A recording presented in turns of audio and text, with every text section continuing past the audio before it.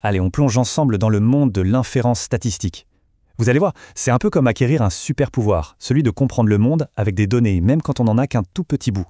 C'est vraiment l'art de faire parler les chiffres pour qu'ils nous racontent la grande histoire à partir d'un simple échantillon.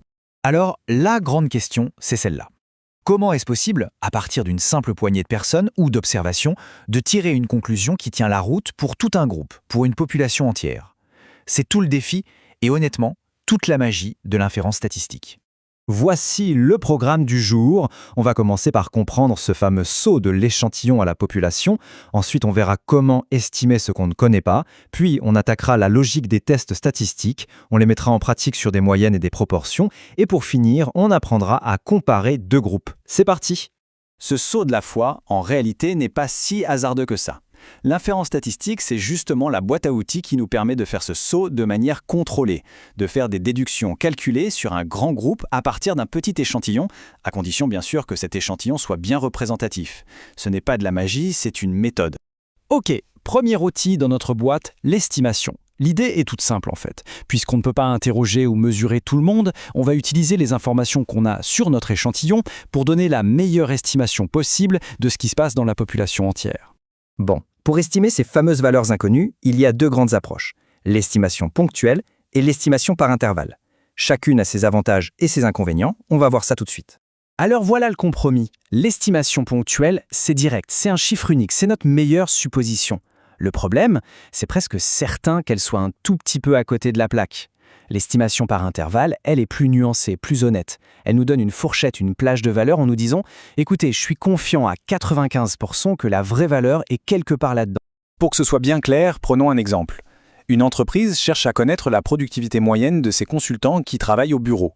Évidemment, elle ne peut pas les suivre tous, tout le temps. Elle va donc utiliser un échantillon. Alors, qu'est-ce qu'on a? On prend un échantillon de 40 consultants. On mesure leur productivité moyenne et on trouve 82. En appliquant la bonne formule statistique, on obtient cet intervalle.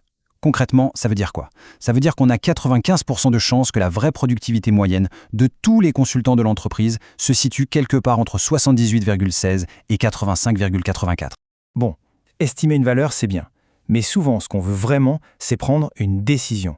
Est-ce qu'une nouvelle campagne de pub a fonctionné? Est-ce que ce médicament est efficace? Pour répondre à ce genre de questions, on a besoin d'un outil plus puissant, les tests d'hypothèse. Le point de départ de n'importe quel test, c'est l'hypothèse nulle qu'on note H0. Il faut la voir comme le statu quo, l'idée par défaut, que rien n'a changé ou il n'y a pas de différence. Le but de tout le test va être de rassembler des preuves pour voir si on peut ou non rejeter cette affirmation de départ. Et c'est là que tout se joue. La logique est la suivante.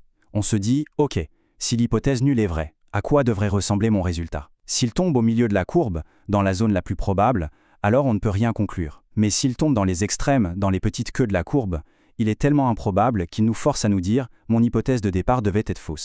Mais attention, on n'est jamais sûr à 100%, on peut se tromper. Et là, l'analogie du tribunal est parfaite. L'erreur de type I, c'est condamner un innocent. On rejette l'hypothèse nulle alors qu'elle était vraie. C'est une erreur grave et on fixe une limite à ce risque, souvent 5%.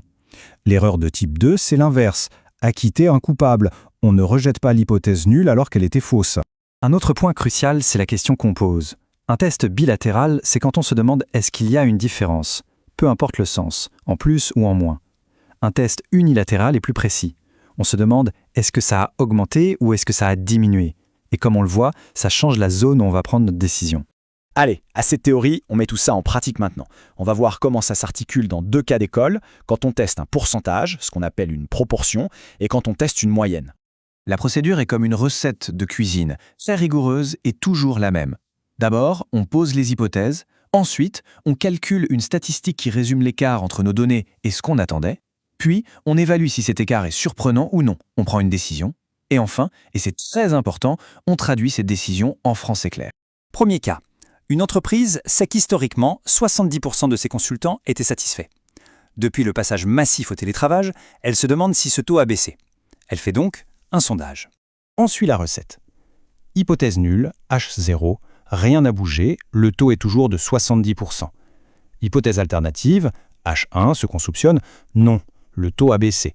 Dans l'échantillon de 100 personnes, on en trouve 62 de satisfaites, soit 62%. La question, est-ce que cette baisse de 70 à 62% est réelle ou juste le fruit du hasard de l'échantillonnage? On fait le calcul et on obtient ce qu'on appelle un score Z de moins 1,73. Ce chiffre, c'est simplement une manière standardisée de mesurer l'écart entre notre observation de 62% et l'hypothèse de départ de 70%. Ça quantifie à quel point notre résultat est surprenant. Et là, on arrive au chiffre clé, la p-value. C'est la probabilité d'observer une baisse aussi forte ou même plus forte si en réalité le taux de satisfaction était toujours de 70%. Cette probabilité est de 4,2%. C'est faible. C'est en dessous de notre seuil de 5%. Donc notre résultat est suffisamment surprenant pour qu'on rejette H0. On peut conclure que la baisse de satisfaction est statistiquement significative. Ok, on monte encore d'un cran. Une des utilisations les plus fréquentes et les plus puissantes des statistiques, c'est de comparer deux groupes différents. Est-ce que le groupe A est différent du groupe B ? Reprenons notre entreprise. C'est la grande question qui agite les managers. On observe une productivité moyenne un peu plus faible chez les télétravailleurs. Mais est-ce que cette différence est bien réelle ou est-ce que c'est juste du bruit statistique ? On va faire un test pour le savoir. Alors, voici les données qu'on a sur la table. 2 groupes de 40 personnes. Le groupe bureau a une productivité moyenne de 82. Le groupe télétravail, une moyenne de 78. On a bien une différence de 4 points. La question est, est-ce que c'est suffisant pour conclure ? On applique à nouveau notre méthode H0 et il n'y a pas de différence de productivité entre les deux groupes. H1 si la productivité au bureau est supérieure. On utilise un test adapté, le test T, et on obtient une statistique de 1,26. Et voilà, le verdict tombe. La p-value associée est d'environ 10,6%. C'est bien au-dessus de notre seuil de 5%. Qu'est-ce que ça veut dire ? Ça signifie qu'il y a plus de 10% de chances d'observer une telle différence de 4 points juste par hasard, même s'il n'y avait aucune différence réelle entre les groupes.